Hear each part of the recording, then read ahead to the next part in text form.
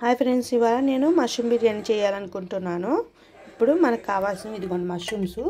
చక్కగా చిన్న సైజే కాబట్టి కట్ చేసుకోవసరం లేదు, ఫ్రెష్గా కూడా ఉన్నాయి. అలాగే టమాటా ముక్కలు, ఉల్లిపాయలు ఇలా బాగా కట్ చేసుకోండి. అలాగే పచ్చిమిరపకాయలు, ఇదిగోండి అల్లం వెల్లుల్లి పేస్ట్, అలాగే పుదీనాకు కొత్తిమీరను కూడా శుభ్రంగా ఒలుచుకుని కట్ చేసుకుని పక్కన పెట్టుకోండి. అలాగే బిర్యానీ దినుసులు. ఇప్పుడు పొయ్యి మీద బాండీ పెట్టుకున్నాను ఫ్రెండ్స్. కుక్కర్ని పెట్టుకున్నాను. కుక్కర్లో నూనె కూడా వేసుకున్నాను. నూనె కాగిపోయింది.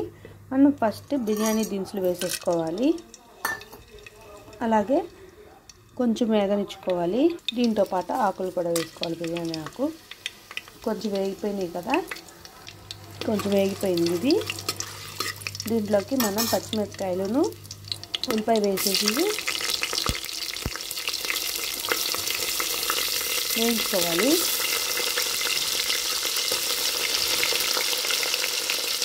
లైట్ గోల్డెన్ కలర్ వచ్చేదాకా వేయించుకోండి ఫ్రెండ్స్.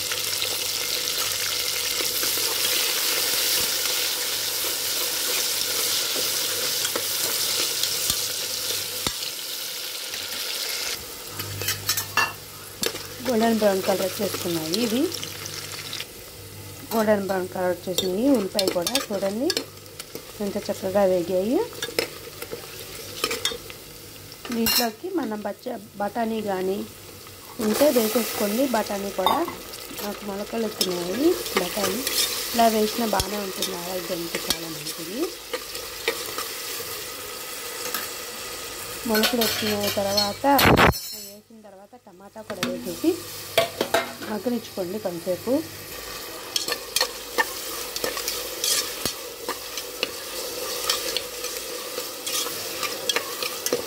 చక్కగా మగ్గనివ్వాలి. టమాటా మొత్తం మగ్గిపోయిన తర్వాత అప్పుడు మనం పుదీనాను కొత్తిమీరను వేసుకోవాలి. వేసుకున్న తర్వాత అప్పుడు మొత్తం మష్రూమ్స్ వేసుకుందాం. మొత్తం టమాటా చక్కగా మెత్తగా మ్యాష్ అయిపోవాలి. ఉడికిపోయిందంటే మ్యాష్ అయిపోతుంది మొత్తం. చక్కగా మగ్గిపోయిన టమాటాను బఠానీ దీంట్లోకి పుదీనా వేసేసుకుంటున్నాను నేను. అలాగే కొత్తిమీర కూడా వేసేసుకోవాలి. వేసేసి కలుపుకోండి ఫ్రెండ్స్. మొత్తం ఇది కూడా మగ్గిపోవాలి. మగ్గిన తర్వాత ఇప్పుడు అల్లం వెల్లుల్లి పేస్ట్ వేసుకుందాం.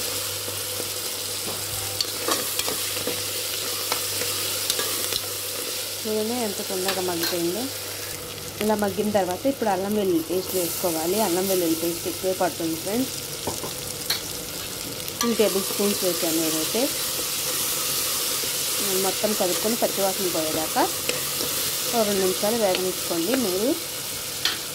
చూడండి మగ్గిపోయిన తర్వాత ఇప్పుడు మష్రూమ్స్ మనం కడిగి పక్కన పెట్టుకున్నాం కదా, ఆ మష్రూమ్స్ని వేసేసుకోవాలి.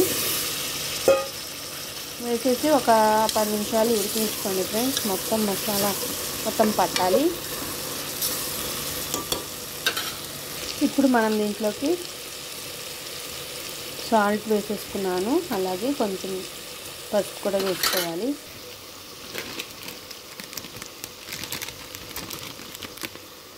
పసుపు అలాగే కారం. పసుపు వేసుకున్నాము, అలాగే కారం కూడా వేసుకోవాలి కొంచెం.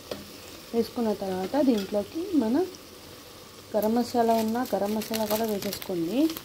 ధనియా పౌడర్ ధనియా పౌడర్ కూడా వేసుకోవాలి. నేను ఇది ధనియాను మసాలా అన్నీ మిక్స్ అయ్యి ఉంటుంది నాకు, అందుకే మొత్తం వేసేసుకుని ఒకసారి మొత్తం కలుపుకొని మూత పెట్టి ఒక 5 నిమిషాలు మగ్గనిచ్చిన తర్వాత మొత్తం కలుపుకున్న తర్వాత మనం మూత పెట్టి ఒక 10 నిమిషాలు ఉడికినిచ్చుకుందాం ఫ్రెండ్స్. కూర మగ్గిపోయి నూనె బయటికి తేలుతుంది చూద్దాం. చూసారా పైకి తేలుతుంది కదా. ఇప్పుడు మనం ఎసరికి సరిపడా వాటర్ పోసుకోవాలి. ఇదిగోండి ఈ గ్లాస్తో నేను 2 గ్లాసెస్ రైస్ తీసుకుంటున్నాను. దీంతో ఒక గ్లాస్కి 1.5 గ్లాస్ వాటర్ పోసుకున్నాను. అంటే 2 గ్లాసెస్కి 3 గ్లాసెస్ వాటర్ పోసుకుంటున్నాను.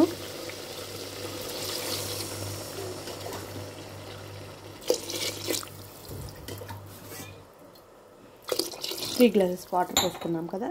ఇప్పుడు ఒకసారి ఉప్పు కారం అన్నీ చూసుకోండి, సరిపోయిందో లేదో చూసుకుని ఈ నీళ్ళు మరిగే లోపల మనం రైస్ని కడిగి పక్కన పెట్టుకుందాం. మనం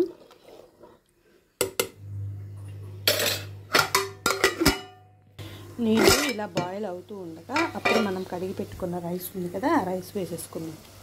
వాటర్ అసలు చుక్క కూడా వాటర్ లేకుండా వేసుకోవాలి ఫ్రెండ్స్ రైస్.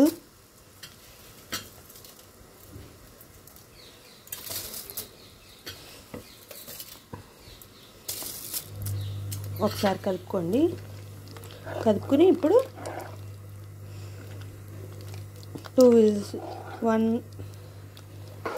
2 విజిల్స్ కాదు ఫ్రెండ్స్, 1 విజిల్ వచ్చిన వెంటనే కట్టేసుకోండి. 1.5 విజిల్ వచ్చినా చాలు. 1 విజిల్ వచ్చిన తర్వాత ఆవిరి వెంటనే తీయమాకండి, ఆవిరికే ఉడికిపోతుంది. ఆవిరి తీసారంటే టేస్ట్ పోతుంది ఫ్రెండ్స్, అందుకే 1 విజిల్ అని చెప్పాను. మగ్గుతేనే చాలా టేస్ట్ ఉంటుంది బిర్యానీ, అందుకే నేను 1 విజిల్ వచ్చినాక ఆవిరి మాత్రం తీయకుండా అలాగే ఉంచండి. మూత విజిల్ పెట్టేసి పక్కన పెట్టేసుకుంటున్నాను 1 విజిల్ రానంత. ఫస్ట్ విజిల్ రాబోతుంది ఫ్రెండ్స్.